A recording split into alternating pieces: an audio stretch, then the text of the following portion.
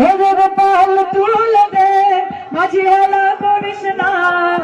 পাল তুলে দে। इस समय जो सयानी घोष हैं, जो टीएमसी के सांसद हैं, ममता बनर्जी के बाद सबसे अधिक एक्टिव दिखने वाली जो सांसद हैं, जो महिला हैं, वो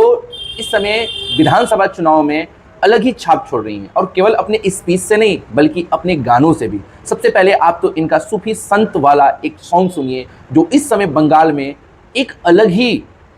হেদের পাল তুলে দে মাঝি হেলা করিস না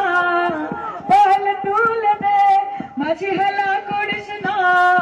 ছেড়ে দে নৌকায় আমি যাব মদিনা ছেড়ে দে নৌকায় আমি যাব মদিনা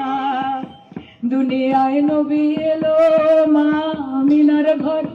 কাঁদিলে হাজার মানি খাসিলে মুখটা ঝরে